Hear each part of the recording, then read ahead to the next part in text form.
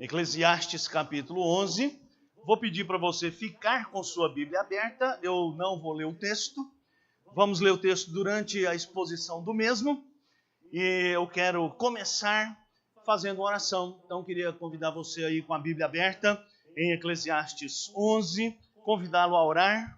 Primeiro por você mesmo, para que Deus abra o seu coração e o seu entendimento, para compreender a palavra do Senhor e a mensagem que o Espírito Santo de Deus quer transmitir a nós aqui nessa noite, para que o Senhor use a minha vida, apesar das minhas limitações e imperfeições, que a graça do Senhor seja abundante e a igreja do Senhor seja abençoada, edificada e possa seguir em frente neste novo ano de vida que começa para vocês agora, já que estão celebrando o aniversário da igreja, seja um tempo mesmo de crescimento, de edificação, de serviço, de evangelização. Vamos curvar nossas cabeças e vamos orar. Senhor, em nome de Jesus, eu te agradeço porque nós podemos nos reunir aqui, podemos cantar louvores ao Senhor, podemos ler a Tua palavra, podemos falar das Tuas maravilhas. Meu Deus, como é bom ter esta liberdade. Sobretudo nestes tempos em que sabemos que muitos irmãos nossos não podem reunir-se assim, livremente, de portas abertas, num lugar aprazível, confortável, e o Senhor nos deu esse privilégio aqui nessa noite. Eu te louvo de todo o meu coração com os meus irmãos por essa bênção imensurável. E também te peço agora, em nome de Jesus, que o Teu Espírito Santo nos conduza na meditação da Tua palavra e que este texto, iluminado pelo Teu Espírito Santo, encontre guarida no nosso coração, compreensão na nossa mente, para dirigir a nossa vida, os nossos passos, tudo que fizermos daqui para frente, nos dias em que o Senhor nos permitir continuar passando por essa jornada. Fica conosco, Pai, fala através da minha vida, usa-me com graça e misericórdia, eu te peço em nome de Jesus. Amém. Não sei se o pastor Jocíder acha isso, mas uma das coisas mais difíceis de fazer num sermão é a introdução. Como que você vai ganhar a atenção das pessoas? Porque se eu não ganhar a sua atenção nos próximos 5 minutos, você vai fechar a sua Bíblia, você vai ficar folheando a Bíblia e não vai prestar atenção em mais nada, mas Deus hoje foi providencial. Eu tenho uma introdução aqui e vou usar, mas eu fiquei feliz de ver as crianças cantando, porque para as crianças a coisa é tão simples, né? Se você quiser crescer, leia a Bíblia e faça oração. Se você não ler a Bíblia e não fizer oração, a versão antiga, que não era tão politicamente correta, né, como a de hoje, mas antigamente dizia, diminuirá. Agora é mais bonito, né? Não crescerá. É mais positivo, né? Mas a versão antiga é boa também, né? Para as crianças é tudo muito simples. Nós é que às vezes complicamos as coisas. E porque nós complicamos as coisas, nem sempre nós conseguimos encontrar o melhor caminho para a nossa vida. Então eu queria começar falando de uma lenda que se conta de um fato acontecido lá pelo século VIII a.C., no antigo reino da Frígia, onde hoje é a Turquia. Havia um rei, esse rei era poderoso, mas ele morreu sem deixar herdeiro. E aí consultaram lá o oráculo, o profeta, e o profeta trouxe uma palavra. O profeta disse, vai entrar pelas ruas dessa cidade um homem puxando uma carroça com uma junta de bois. Esse homem vai ser o novo rei da Frígia. Todo mundo acreditava naquele profeta e passaram-se alguns dias. De fato, entrou pela cidade um homem chamado Górgio. Entrou conduzindo uma junta de bois, Górgio. E ele foi aclamado rei da Frígia. Como ele era muito humilde, aquilo foi uma surpresa para ele, ele decidiu fazer um memorial da sua coroação. E ele pegou a sua carroça e amarrou numa coluna do templo de Zeus, que tinha lá naquela cidade, com um nó que só ele sabia dar e ninguém conseguiria desatar.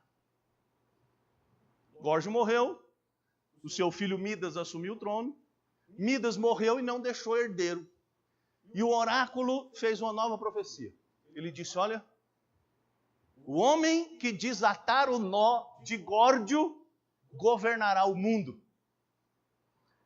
Passaram-se 500 anos. A cidade recebia visitantes para desatar o nó e ninguém conseguia desatar o nó.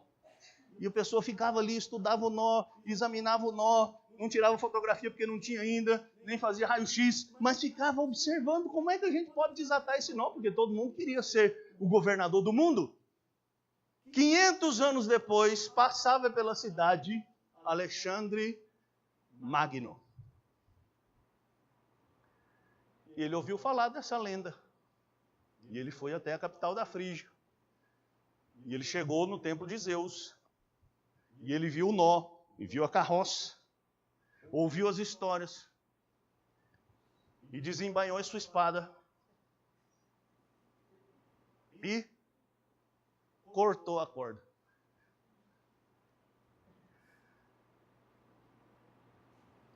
Não se sabe se por isso Alexandre o Grande se tornou o imperador do mundo conhecido.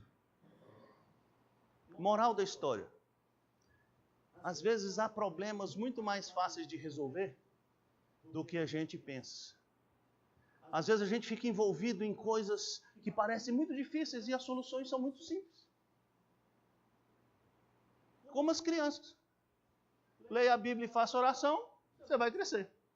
Se você não ler a Bíblia e não orar, você vai diminuir. E por isso eu gosto da versão antiga, né? Porque não é só uma questão de parar de crescer, é realmente decrescer. É realmente diminuir. E assim na nossa vida, muitas vezes nós somos colocados diante de situações que nós precisamos tomar decisões. Essa igreja está completando 43 anos de vida. E ela vai tomar decisões daqui para frente. E você vai tomar decisões na sua vida. Você diariamente toma decisões. E até não tomar decisão é uma decisão que você toma. A decisão de não tomar decisão é uma decisão. Esse texto que nós lemos é quase a conclusão do livro de Eclesiastes. O livro de Eclesiastes é um livro que eu gosto, mas que tem muita gente que não gosta.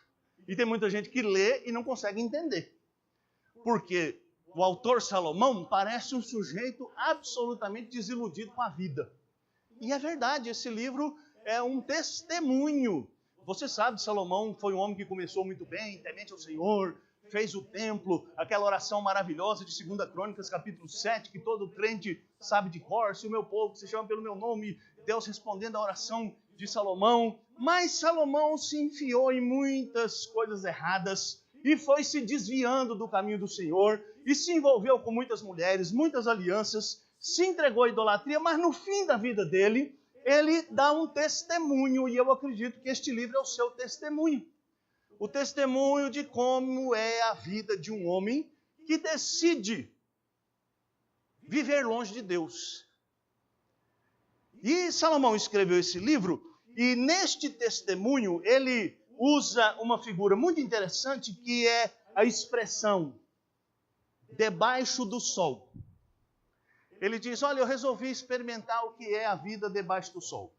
Debaixo do sol é essa vida aqui, essa vida vivida de acordo com as nossas preocupações, correndo atrás das nossas necessidades, resolvendo os nossos problemas, fazendo as nossas escolhas, muitas vezes sem levar em conta o que Deus quer, o que Deus diz, o que Deus ensina na sua palavra. Muitas vezes premidos pelas circunstâncias, preocupados em como ganhar mais dinheiro, como comprar uma casa nova, como reformar, como trocar de carro, como fazer isso, como fazer aquilo, porque a vida debaixo do sol, longe de Deus, se resume a isso. Comprar, experimentar, aproveitar, gozar. E Salomão diz, olha, eu vivi assim. E eu descobri que viver assim é vaidade.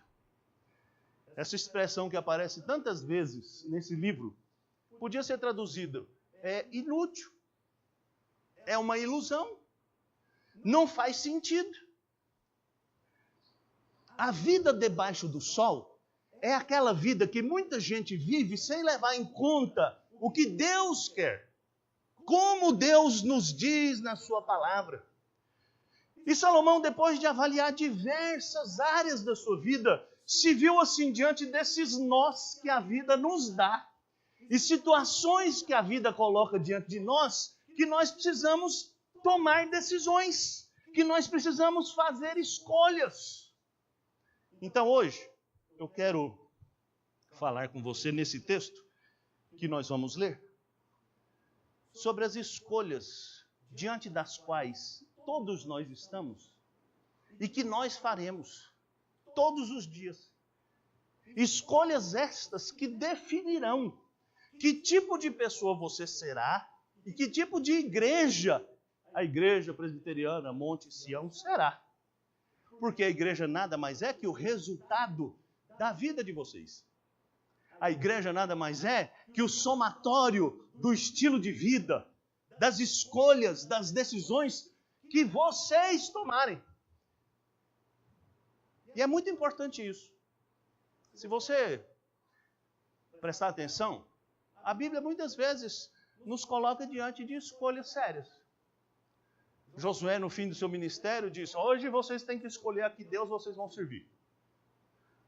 Elias, diante dos profetas de Baal, disse para Israel: hoje vocês têm que decidir se vocês vão adorar a Deus, o Senhor, ou se vocês vão adorar a Baal. E Jesus começa o seu ministério dizendo que nós precisamos fazer uma escolha. Lembra qual foi a primeira expressão que Jesus usou quando ele começou seu ministério? Lá no Evangelho de Marcos, capítulo 1. Primeira frase que Jesus disse foi assim: arrependei-vos e crede, porque o reino de Deus está próximo.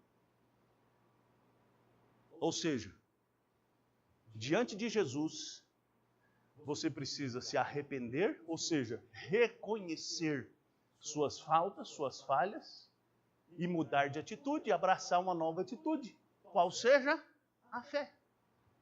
Crer, confiar nele. Todos os dias você decide o que vai fazer da sua vida. Então hoje eu quero colocar diante de você 5 decisões que você precisa tomar. Versículo 1. Vamos ler juntos? Eclesiastes 11, verso 1.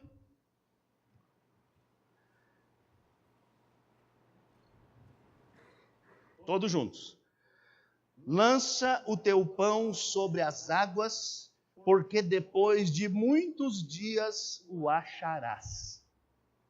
O que significa isso? Há muitas possibilidades de interpretação e eu prefiro uma que diz o seguinte, que Salomão está se referindo ao comércio marítimo.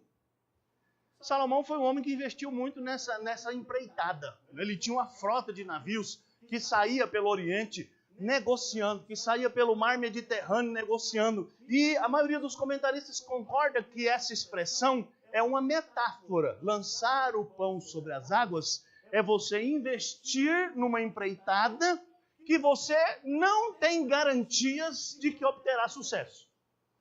Certo?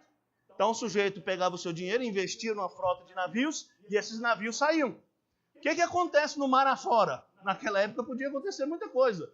Podia ser assaltado por piratas, podia afundar, podia o capitão do navio roubar, podia acontecer muita coisa. Então lançar o pão sobre as águas é um desafio que Salomão faz à confiança, à fé. E aqui diante de nós tem o primeiro dilema. Diante da palavra de Deus, nós devemos decidir pela incredulidade ou pela fé. Todos os dias você decide isso. E Salomão está dizendo, olha, lembra? Salomão escreveu um livro de memórias sobre o que é viver longe de Deus. No final desse livro ele vai fazer a síntese do que realmente importa nessa vida. E o livro termina dizendo assim, ó, de tudo que você ouviu, a suma é, teme a Deus e guarde os seus mandamentos, porque esse é o dever de todo homem. Antes de chegar a essa conclusão, Salomão nos desafia a crer em Deus, a crer no que Deus diz na sua palavra, no que Ele diz através dos seus profetas, não necessariamente no que nós vemos com os nossos olhos. Não olhe as circunstâncias, não. Olhe o seu amor, não me guio por vista, alegre estou. Por quê? Porque eu creio na palavra de Deus. Mas para crer na palavra de Deus, você precisa de duas virtudes: confiança e paciência. Ora, ninguém que investisse o seu dinheiro numa empreitada marítima esperava receber o seu lucro no dia seguinte. Passavam-se meses, anos, mas nós vivemos num tempo de imediatismo, não é? Nós vivemos num tempo de desconfiança, não é? É difícil confiar em qualquer coisa no nosso país. Não é? Nossos políticos, nosso sistema judiciário, tudo no nosso país nos diz assim, olha, não acredita não. Então ter fé na palavra de Deus é andar na contramão de um estilo de vida que o nosso mundo e o nosso país em particular nos empurra, um estilo de dúvida, de incredulidade. Nosso tempo exige que as coisas aconteçam rapidamente. Quem é da minha idade sabe, né? Quando a gente saía de casa era menino, a gente falava para a mãe assim, mãe, eu vou em tal lugar. A mãe precisava crer que a gente ia, não é? E além de crer que a gente ia, o que ela fazia? Esperava. Não tinha jeito de ligar. Agora não, agora a mãe instala o rastreador no celular do filho, para ver se o menino vai mesmo onde foi. E diz assim, olha, quando você chega lá, você liga. Imagina se nos anos 70 tinha jeito de chegar lá e ligar. Imagina! Mas a tecnologia foi nos empurrando, e aí hoje nós vivemos sob aquela égide. Mais vale um pássaro na mão do que dois voando. Mas você precisa crer na palavra de Deus. Ela é a verdade. Ela se cumpre. Nem sempre no nosso tempo. Nem sempre do nosso modo. Nem sempre como nós planejamos. Mas nós precisamos continuar confiando. Essa igreja precisa continuar confiando no seu chamado, nas promessas de Deus, naquilo que Deus se comprometeu. Continuar confiando que vale a pena ser fiel ao Senhor e vale a pena esperar nas promessas do Senhor. Você já deve ter ouvido, conhece bem, essa é uma história que circula aí pela internet para todo lado, a história de um senhor já bem idoso que estava plantando um pé de jabuticaba. Já ouviu essa história? Você sabe que jabuticaba demora a frutificar, né? 10 anos, 15 anos. Principalmente se você comprar uma lá naquelas caminhão que vende na beira da estrada, que é só o galho. Aí não vai frutificar nunca, né? A maioria é assim. O meu pai uma vez comprou uma muda daquela e plantou. E esperou, mas não nasceu, morreu. Era um galho, não era uma muda. Mas aquele senhor estava lá plantando aquela jabuticabeira, chegou um jovem e falou, mas por que o senhor está plantando essa jabuticabeira aí? O senhor já está velhinho, o senhor nunca vai chupar uma jabuticaba dessa jabuticabeira? E aquele senhor respondeu assim, pois é, meu filho. Foi por causa de gente no passado que não pensou como você, que eu hoje posso chupar jabuticaba. Porque se todo mundo pensasse como você, ninguém mais ia chupar jabuticaba. Eu não estou plantando para mim, eu estou plantando para os meus filhos, para os meus netos, para os meus bisnetos. É assim que é a vida cristã. Crer e esperar. Segundo desafio, verso 2. Vamos ler? Todos juntos. Deixa a Bíblia aberta, tá? Reparte com 7 e ainda com 8, porque não sabes que mal sobrevirá à terra. Existe uma diferença fundamental entre a matemática de Deus e a nossa matemática. Na matemática normal, é assim, 1 mais 1 é 2. Na matemática de Deus, 1 dividido por 2 é 2. Porque na matemática de Deus, nós aprendemos que é repartindo que nós prosperamos. Que é dando que nós abençoamos e somos abençoados. Então, o segundo desafio diante do qual Salomão nos coloca é o desafio entre avareza e generosidade. Tem um texto na Bíblia que geralmente a gente não lembra, que é o texto lá de Paulo escrevendo a Timóteo no capítulo 6, no versículo 18. Paulo diz assim para Timóteo, exorta os ricos do presente século a não depositarem sua confiança nas riquezas, mas a serem generosos em dar e prontos a repartir. Aí você pensa assim, mas eu não sou rico. Depende do seu padrão, né? De quem você está se comparando. Não é? Se você se compara com Donald Trump, nós somos tudo pé rapado. Mas pensa bem, você tomou água limpa hoje, não tomou? Tomou? Metade da população do mundo não tomou água limpa hoje, porque não tem água limpa para tomar. Você almoçou hoje, não almoçou? Almoçou? Todo mundo almoçou? 1/4 da população do mundo não comeu hoje até agora. Quando terminar esse culto, provavelmente você vai comer alguma coisa, não vai? Tem uma casa para onde voltar para dormir, não tem? Tem um colchão para deitar. Tem uma coberta para cobrir, se estiver fazendo frio, na França. Pois é. Você é rico. Você tem muito mais do que precisa. Muito mais do que pediu. Muito mais do que desejou. Mesmo quando você não tem tudo que você acha que devia ter, você tem mais do que precisa. E o que a gente faz com mais que a gente tem? A gente guarda para ter mais, para garantir o futuro. Eu vou garantir o meu futuro. Sabe, irmãos, a gente fala do futuro como se o futuro existisse, né? O futuro não existe, só existe hoje. E Agostinho dizia assim, o futuro não existe mesmo. Porque quando chegar o futuro é hoje. Não é? Por exemplo, amanhã não é mais amanhã, amanhã vai ser hoje. Amanhã é o hoje de ontem. Enfim, isso é uma bagunça. A verdade é que nós precisávamos prestar mais atenção.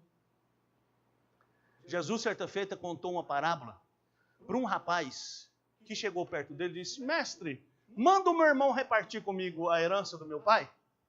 E Jesus disse assim, quem me constitui o repartidor de herança de vocês? E você acha que a vida de um homem consiste na abundância de bens que ele possui? Pois eu vou te contar uma história. Um sujeito tinha uma terra e ele plantou. E o campo dele produziu muito mais do que ele esperava. E ele olhou para o campo e olhou para os seus celeiros e falou, onde eu vou guardar o meu fruto porque não cabe no meu celeiro? E ele disse, já sei. Vou derrubar aqueles celeiros velhos e vou fazer outros maiores e vou guardar tudo que eu produzi. E depois que tiver tudo guardadinho, eu vou dizer, come, bebe, regala-te, minha alma, porque você tem a garantia do seu futuro. E Jesus disse assim, esse homem é louco. Hoje pedirão a alma dele. E o que ele tem preparado vai ficar para quem?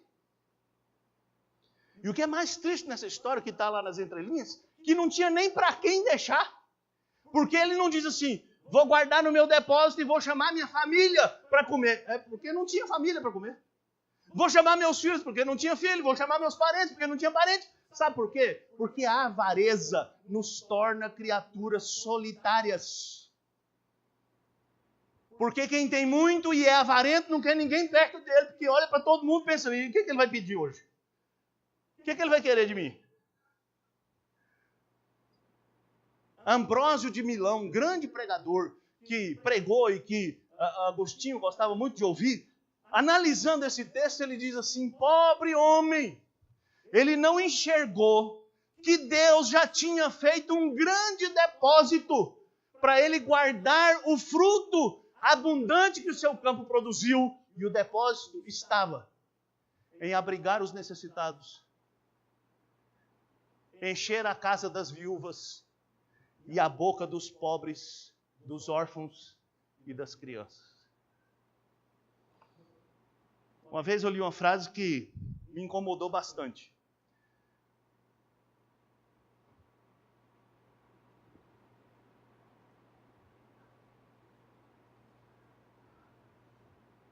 Quando Deus te dá 2 pães, não é para você comer um e guardar o outro. É para você comer um e repartir o outro. Porque você não precisa de 2 pães para comer.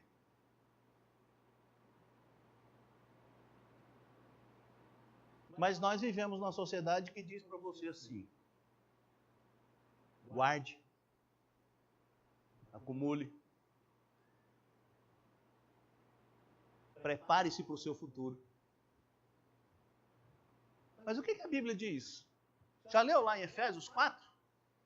Paulo diz assim: aquele que furtava, não furte mais, antes trabalhe, para quê? Para ter com que ajudar o necessitado. João Calvino ensinava que a vida cristã precisa estar construída sobre 3 pilares. O primeiro pilar, trabalho. Porque a Bíblia diz: quem não trabalha, que também não coma. Frugalidade, simplicidade. Paulo diz para Timóteo assim: tendo comida e com que nos vestir, estejamos contentes. E por último, poupança. Para quê? Para ter com que ajudar o necessitado. Você vai decidir essa semana entre a avareza e a generosidade. Lembre-se bem que o que Deus colocou na sua mão foi para abençoar outras pessoas. Não foi só para você ficar mais rico, mais bem vestido, morar numa casa melhor. Tudo isso é bom, tudo isso é justo, desde que você não se esqueça de olhar para o seu próximo. Terceiro, verso 3 e 4. Todos juntos? Estando as nuvens cheias, derrama um aguaceiro sobre a terra. Caindo a árvore para o sul ou para o norte, no lugar em que cair, aí ficará. Quem somente observa o vento nunca semeará, e o que olha para as nuvens nunca cegará. Salomão fala aqui daquelas pessoas que estão sempre desanimadas. Sabe aquela pessoa assim que levanta cedo, olha para o céu e fala assim: hoje vai chover. Não vai dar nem para sair de casa. Sabe, eu sei que aqui nessa igreja não tem ninguém assim, tenho certeza absoluta. Mas lá na Moca tem umas pessoas que você fala qualquer projeto e fala: pastor, nós já fizemos esse negócio aí, não funcionou não. Ih, pastor, isso aí, esse povo aqui não funciona não. Não adianta não. O povo daqui, esse negócio não cola. Salomão está falando que você, todo dia, tem que decidir entre o fatalismo e a esperança. Ou você vai ser aquela pessoa que vai levantar da cama todo dia e falar assim: não tem jeito, e a coisa está terrível, não vai adiantar fazer nada, não adianta trabalhar, não adianta. E eu já esparrei currículo para todo lado, já bati tudo quanto é porta, já falei com todo mundo, não tem jeito, esse país está quebrado, os políticos são tudo bandidos, e está tudo acabado, e nós estamos perdidos, e vamos fechar a igreja, e vamos fechar a casa, e acabou tudo. Ou você vai ser aquela pessoa que vai olhar para o céu e vai falar: vai chover, que beleza, né? Vai refrescar. Sabe aquela história entre o copo meio cheio e o copo meio vazio? Conhece? Não é? Em resumo, é assim: se você não fizer nada, não vai acontecer nada. Se você for o tipo de gente que só fica olhando para as dificuldades, e eu costumo dizer que nós crentes somos especialistas em resolver problema que não existe. Né? Lá no Conselho da Moca, às vezes a gente fala assim: vamos fazer isso. Aí alguém levanta e fala assim: mas e se acontecer tal coisa?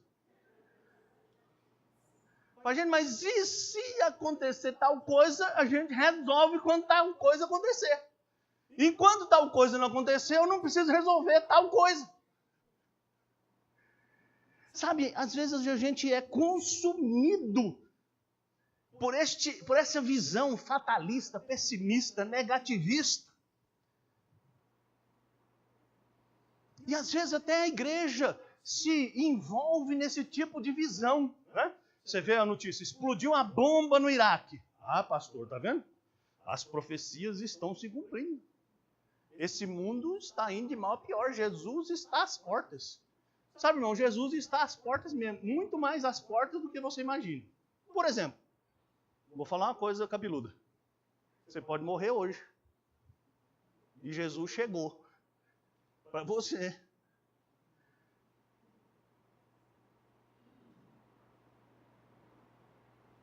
Mas enquanto a igreja estiver aqui, não é para a igreja ficar aqui falando, esse mundo vai acabar, esse mundo vai morrer, está todo mundo condenado, esse mundo não tem... Irmão, se a igreja está aqui é porque o Senhor quer transformar as pessoas desse lugar, porque o Senhor quer alcançar as pessoas desse lugar, porque as pessoas querem alcançar os seus vizinhos, quer alcançar os vizinhos da igreja, quer transformar a vida das pessoas.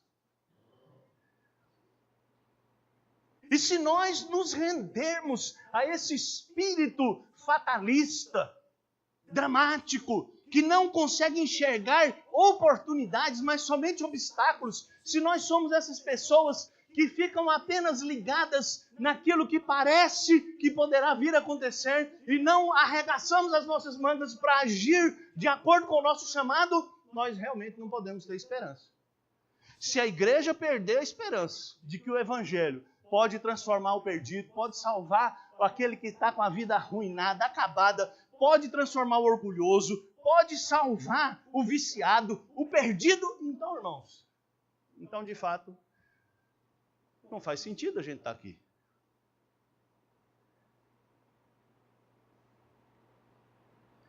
Tem uma frase que é atribuída a Agostinho, grande pai da igreja. Ele dizia assim: a esperança tem duas filhas lindas. Uma se chama indignação e a outra se chama coragem. A indignação me impede de aceitar as coisas como elas estão. E a coragem me ensina a mudá-las. É isso que a palavra de Deus nos diz. É isso que o Evangelho propõe: transformar, mudar, salvar, libertar, curar, levantar, consolar. Se nós não acreditarmos nisso, se nós não pregarmos isso, nós não servimos para nada. Quarto, meu tempo já acabou. Verso 5. Todos juntos. 5 e 6. Assim como tu não sabes qual o caminho do vento, nem como se formam os ossos no ventre da mulher grávida, assim também não sabes as obras de Deus, que faz todas as coisas. Semeia pela manhã a tua semente, e à tarde não repouses a mão, porque não sabes qual prosperará, se esta, se aquela, ou se ambas igualmente serão boas. Lá na igreja que eu pastorei tem 15 anos, o pessoal já me ouviu falar isso algumas centenas de vezes. Existe uma diferença fundamental entre duas palavras que quase sempre a gente confunde. Primeira palavra, incerteza. Nossa vida é cheia de incertezas. Nós não sabemos o que vai nos acontecer daqui até meia-noite. Nós planejamos. Por exemplo, eu estou planejando que hoje eu vou dormir na minha cama lá em São Paulo. Daqui em São Paulo são 246 quilômetros. Pode acontecer muita coisa. O que pode acontecer? Não sei, não faço a menor ideia. Incerteza. Salomão diz, você não sabe como se forma o vento no osso, os ossos no ventre da mãe. Salomão está falando de coisas que a gente ignora, que a gente não sabe. E é claro, a gente tem que ler esse texto com a mente de um homem de 3.000 anos atrás, né? Não tinha ultrassom 3D, né? Como que nasce o menino na barriga da mãe? Isso é um mistério. Tudo bem, talvez hoje isso não seja mais um mistério, mas tem tantos outros, né, na nossa vida. A outra palavra é insegurança. Incerteza é uma coisa, insegurança é outra completamente diferente. Você pode não saber nada do que vai acontecer com você daqui até meia-noite. Mas você pode ter a certeza absoluta de que seja o que for que vier a te acontecer, você estará seguro, porque a palavra de Deus nos garante que o Senhor estará do nosso lado, que Ele nos sustentará, que Ele nos guiará, que Ele nos abençoará. Então Salomão está fazendo aqui uma contraposição entre segurança, insegurança, incerteza, insegurança. E nós precisamos, irmãos, viver crendo que Deus está no controle de todas as coisas. E por isso Salomão diz, semeia de manhã a sua semente, e de tarde, o que você faz? Semeia de novo. Por quê? Porque você não sabe qual vai prosperar. Quando eu era menino, eu li a primeira vez a Bíblia, eu tinha 11 anos. E quando eu cheguei lá, isso marcou minha cabeça, porque quando eu estava lendo a parábola do semeador, uma coisa que me incomodou bastante foi assim, mas esse semeador é muito desleixado, né? Lembra da parábola do semeador? Eis que o semeador saiu a semear, disse Jesus. E uma semente caiu na beira do caminho. Você já pensou, o sujeito vai semear uma roça de mandioca ou de milho em qualquer lugar? Mandioca não semeia, né, gente? Desculpa aí, tá? Milho. Ele não joga milho no asfalto, né? No caminho, no chão pisado, nem nas pedras, nem no meio dos espinhos. Como é que o semeador fez isso? E aí, depois de anos, eu entendi, né, que na cultura daquele tempo, primeiro semeava e depois arava. Quem semeia é um, quem ara é outro. E no sentido espiritual, quem semeia somos nós, quem ara é o Espírito Santo. E é o Espírito Santo que determina qual semente vai germinar. E o nosso tarefa é o quê? Semear. Nossa tarefa é semear, é falar, pregar, testemunhar. E nós só vamos ter uma grande colheita se nós tivermos uma grande semeadura. E aí eu ilustro esse ponto, para encerrar esse ponto, com a famosa frase do grande William Carey. William Carey é o pai das missões modernas. Um jovem cheio de temor a Deus, que queria ser pastor e queria ir para a Índia evangelizar. E ele falou com o comitê missionário da igreja da Inglaterra. Ele disse, olha, Deus me chamou para ir para a Índia. E um dos líderes daquela igreja levantou com o dedo em riste para ele e falou, fique sabendo que se Deus quisesse evangelizar os indianos, ele ia dar um jeito de mandar alguém para lá. E o William Carey disse, ele deu. Mandou eu. Naquela noite ele pregou um sermão para o comitê, para a igreja. E o título desse sermão não é sobre teologia da prosperidade não, viu gente? É sobre missões. O título desse sermão foi Espere grandes coisas de Deus.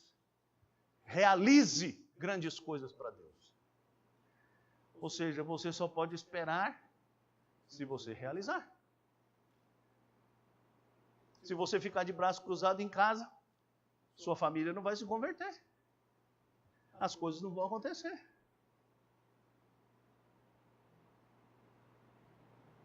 Por último, versos 7 e 8. Todos juntos. Doce é a luz e agradável aos olhos ver o sol, ainda que o homem viva muitos anos. Regozije-se em todos eles. Contudo, deve lembrar-se de que há dias de trevas, porque serão muitos. Tudo quanto sucede é vaidade. O último nó para a gente desatar aqui é o nó entre finitude e eternidade. E esse é um assunto que a gente não gosta nem de falar dele. Por quê? Porque lembrar da nossa finitude nos machuca. Lembrar que os nossos projetos são todos temporários e que passam tão depressa. Quando eu vi o Jocídio ano passado lá na Vila Prudente e fiz as contas que tinha 30 anos que a gente tinha se visto. 30 anos, gente, passou assim, no estalar de dedos. Salomão está dizendo, é bom viver, é bom ter alegrias, é bom aproveitar as coisas da vida, mas melhor ainda é não esquecer que a nossa vida não é só feita de alegrias, ela tem também no meio tristezas. E mais ainda, ela dura pouco. Ela dura muito pouco. Por isso, quando você chega no capítulo 12, Salomão diz, lembra-te do teu Criador, dos dias da tua mocidade, antes que te venham os maus dias, e chegue os anos nos quais dirás, não tenho neles prazer. Nós precisamos lembrar disso, irmãos. Eu de vez em quando pergunto lá na igreja assim, e vou perguntar aqui. Onde você estará daqui a 100 anos? Vai, pastor, morto? Não, senhor. Ou você vai estar no céu, ou você vai estar no contrário do céu. Que eu espero que aqui ninguém esteja. Mas você sabe que a gente está muito mais preocupado com onde a gente vai estar amanhã, ou depois de amanhã, ou daqui 1 ano, ou daqui 10, ou daqui 20. E a gente não para pensar onde eu vou estar daqui 100 anos. E é essa preocupação que Salomão está dizendo para você ter. Pare de se preocupar tanto com as coisas finitas e se preocupe com as coisas eternas. Pare de investir tanto a sua vida, suas energias, sua força, sua disposição, sua coragem, sua fé para construir coisas que são como poeira. E comece a construir aquele patrimônio celeste, eterno. E quem disse isso, felizmente, não fui eu, foi Jesus. Jesus disse lá no Sermão do Monte, não acumule para você tesouro sobre a terra, onde ladrão cava e rouba, onde a traça come. Acumule para você tesouro no céu, onde não tem ladrão para roubar e nem traça para comer. Mas a gente faz sempre o contrário, né? A gente faz sempre o contrário, sempre o contrário, sempre o contrário. E eu termino para passar para as aplicações com história. Um monge muito velho tinha 2 discípulos bem jovens. E um dia os discípulos resolveram perguntar para o seu mestre a seguinte questão: Mestre, quantos anos o senhor tem? E ele com aquela barbona branca, quase arrastando o chão, as rugas bem acentuadas, puxou a barba e disse assim: olha, se eu estou pensando muito bem, eu devo ter 5 anos ou 7. E os discípulos falaram: uai, o velho está doido. Falaram para ele assim: mestre, como? O senhor com essa barba branca, com tantas rugas, tem 5 anos ou 7? E ele respondeu: meus filhos tolos, os anos que passaram, eu não tenho mais. Se Deus, na sua infinita misericórdia, for gracioso comigo, talvez eu viva mais 5 ou mais 7. Os anos que virão são os únicos que eu tenho, porque os que já passaram, eu não tenho mais. A maioria de nós só dirige a vida olhando pelo retrovisor. Imagine você pegar a Marginal, 6 horas da tarde, e dirigir na Marginal olhando só para o retrovisor. O que vai acontecer com você? Vai para o céu logo. Ou não. Como que você quer dirigir sua vida olhando só para o retrovisor? Tem gente que só vive amargando as coisas do passado, as mágoas do passado, as tristezas do passado, as feridas do passado, as coisas do passado, que não consegue ir para frente. Os anos que passou, você não tem mais, acabou. O que você poderá vir a ter são os anos que o Senhor, na sua misericórdia e graça, quiser te dar.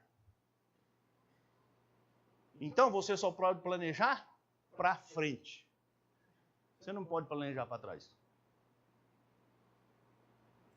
Por fim, é muito nó para desatar numa noite só, né?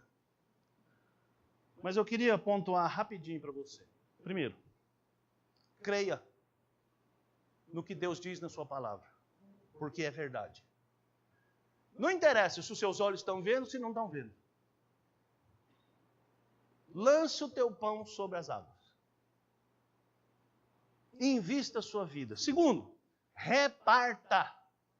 Para com essa bobagem de ajuntar, porque você pode ajuntar muito e não desfrutar de nada. E pior, você pode ajuntar muito e se tornar reprovado diante de Deus, porque enquanto do seu lado tiver alguém precisando de pão, você não devia ter 2 pães na sua despensa. Cultive a esperança. Sabe, não seja daquela pessoa que amanhece o dia, olha para o céu e fala, mais um dia ruim. Olha para o céu e diga, Senhor, obrigado. Eu posso tentar de novo. Eu posso fazer de novo. Eu posso acreditar. Quarto, descanse. Sua vida está segura nas mãos de Deus. Mesmo que você não saiba nada. Não saiba nada. Deus está com você nas palmas de suas poderosas mãos. Precisa de mais do que isso para viver? Por último, olhe além. Tudo aqui nesse mundo passa. Por isso Paulo diz assim, eu não desanimo, porque eu não fico olhando para as coisas que os meus olhos veem, porque tudo que os meus olhos veem é passageiro, mas os que os meus olhos não veem é eterno. Que Deus dê para você e para essa igreja anos de bênção, de vida e de paz. Vamos orar.